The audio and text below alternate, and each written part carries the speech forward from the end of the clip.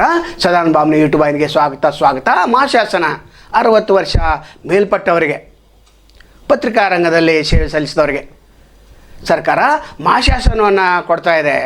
10,000 ಇದ್ದದ್ದು ಸಿದ್ದರಾಮಯ್ಯ ಅವರು 12,000ಕ್ಕೆ ಏರಿಸಿದ್ದಾರೆ. ಇದನ್ನು 15,000ಕ್ಕೆ ಏರಿಸಬೇಕಂತೇಳಿ ಕರ್ನಾಟಕ ಕಾರ್ಯಪತ್ರಕರ್ತರ ಸಂಘದ ಅಧ್ಯಕ್ಷರು ಬೇಡಿಕೆ ಇಟ್ಟಿದ್ದಾರೆ. ಪರಿಶೀಲನೆ ಮಾಡ್ತೀವಿ ಅಂತ ಹೇಳಿದ್ದಾರೆ. ಆದರೆ ಇಲ್ಲಿ ಏನು ಎಡವಟ್ಟು ಅಂತಂದರೆ, ಯಾರಿಗೆ ಸಿಗಬೇಕಾಗಿತ್ತು ಅವರಿಗೆ ಸಿಗ್ತಾ ಇಲ್ಲ. ಯಾರು ವಶೀಲಿ ಇದ್ದಾರೆ, ಯಾರು ಮಂತ್ರಿಗಳ ಲಾಬಿ ಮಾಡ್ತಾರೆ, ಯಾರು ವಾರ್ತಾ ಇಲಾಖೆ ಅಧಿಕಾರಿಗಳಿಗೆ ಪ್ರಸಾದವನ್ನು ನೀಡ್ತಾರೆ, ಅವರಿಗೆ ಈ ಮಹಾಶಾಸನ ಸಿಗ್ತಾ ಇದೆ.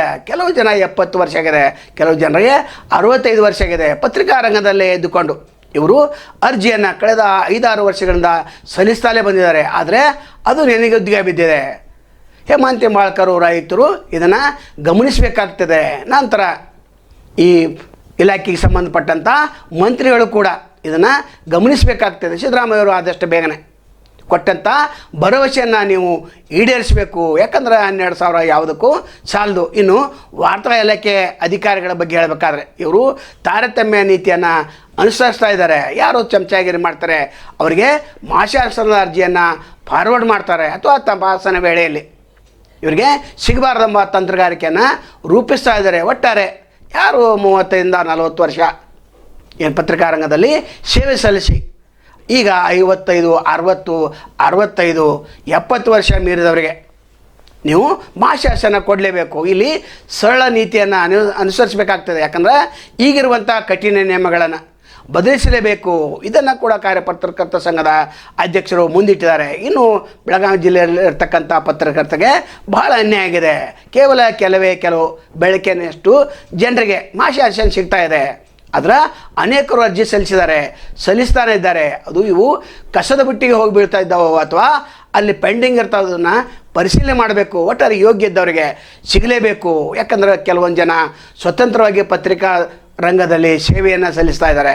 ಕೆಲವರು ಮನೆಯಲ್ಲೇ ಕುಳಿತುಕೊಂಡು ಸೇವೆಯನ್ನು ಸಲ್ಲಿಸ್ತಾ ಇದ್ದಾರೆ. ಪೋರ್ಟಲ್ಗಳಲ್ಲಿ ವರದಿಯನ್ನು ಮಾಡ್ತಾರೆ, ದಿನಪತ್ರಗಳಲ್ಲಿ ಲೇಖನಗಳನ್ನು ಬರೀತಾ ಇದ್ದಾರೆ. ಒಟ್ಟಾರೆ ಇವರು ಪತ್ರಿಕಾ ರಂಗದಲ್ಲಿ ಅಮೋಘವಾದಂಥ ಸೇವೆಯನ್ನು ಸಲ್ಲಿಸ್ತಾ ಇದ್ದಾರೆ. ಇಡೀ ವಯಸ್ಸಿನಲ್ಲಿ ಅವರಿಗೆ ನ್ಯಾಯಯುತವಾದಂಥ ಬೇಡಿಕೆಯನ್ನು ಮುಖ್ಯಮಂತ್ರಿಗಳು ಇದನ್ನು ಗಮನಿಸಬೇಕಾಗ್ತದೆ. ಇಲ್ಲಾಂದರೆ ದೊಡ್ಡ ಅನ್ಯಾಯ ಮಾಡಿದಂಥ ಆಗ್ತದೆ. ಇವರು ಪತ್ರಿಕಾ ರಂಗ ಧರ್ಮವನ್ನು ಎತ್ತಿ ಹಿಡಿದವರು. ಯಾರು ಪತ್ರಿಕಾ ಧರ್ಮವನ್ನು ಎತ್ತಿ ಹಿಡಿದವರಿಗೆ ಅವರಿಗೆ ಮಹಾಶಾಸನ ಸಿಗಬೇಕಾದ್ದು ಅತ್ಯಂತ ಆದ್ಯ ಕರ್ತವ್ಯ. ಮುಖ್ಯಮಂತ್ರಿಗಳು ಇದನ್ನು ಗಮನಿಸಲೇಬೇಕು. ಬೆಳಗಾವಿ ಜಿಲ್ಲೆಯ ಬಗ್ಗೆ ಹೇಳಬೇಕಾದ್ರೆ ಇಲ್ಲಿ ಅನೇಕ ಅರ್ಜಿಗಳು ಪೆಂಡಿಂಗ್ ಇವೆ. ಇದನ್ನು ಪರಿಶೀಲನೆ ಮಾಡಬೇಕು. ಪ್ರತಿಯೊಂದು ಜಿಲ್ಲೆಯಲ್ಲಿ 15-20 ಅರ್ಜಿಗಳು ಹಾಗೆ 5-6 ವರ್ಷಗಳಿಗೆ ಬಿದ್ದಿವೆ. ನಂತರ ನೀವು ಸಡಿಲ ನೀತಿಯನ್ನು ಅನುಸರಿಸಿದರೆ ಸಿಗಬೇಕಾದವ್ರಿಗೆ ಸಿಗ್ತದೆ. ಕೇವಲ ಅಕ್ರಿಡಿಟೇಷನ್ ಕಾರ್ಡ್ ಇದ್ದವರಿಗೆ, ದಿನಪತ್ರಿಕೆಯಲ್ಲಿದ್ದವರಿಗೆ, ಟಿ ವಿಯಲ್ಲಿದ್ದವರಿಗೆ, ವಶೀಲಿ ಇದ್ದವರಿಗೆ, ಏಜೆಂಟ್ರಿಗೆ, ನಂತರ ಯಾರು ವಾರ್ತಾ ಇಲಾಖೆ ಅಧಿಕಾರಿಗಳನ್ನ ಹಿಡ್ಕೊಂಡು ಪ್ರಸಾದವನ್ನು ಕೊಡ್ತಾರೆ ಅವ್ರ ಫೈಲ್ಗಳು ಕೂಡ ಮೂವ್ ಆಗ್ತವೆ. ಅಂಥದ್ದು ಆಗಬಾರ್ದು.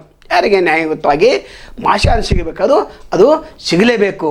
ಯಾರು ಇಂದಿಗೂ ಸದಾನಂದ ಬಾಮ್ನಿ ಯೂಟ್ಯೂಬ್ ವಾಹಿನಿ ಸಬ್ಸ್ಕ್ರೈಬ್ ಮಾಡಿಲ್ಲ ಅವರು ಸಬ್ಸ್ಕ್ರೈಬ್ ಮಾಡಬೇಕು, ಲೈಕ್ ಮಾಡಬೇಕು, ಶೇರ್ ಮಾಡಬೇಕು.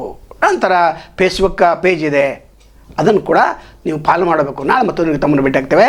ಅಲ್ಲಿವರೆಗೆ ಎಲ್ಲಿಸುವಾಗಲಿ. ನಮಸ್ಕಾರ.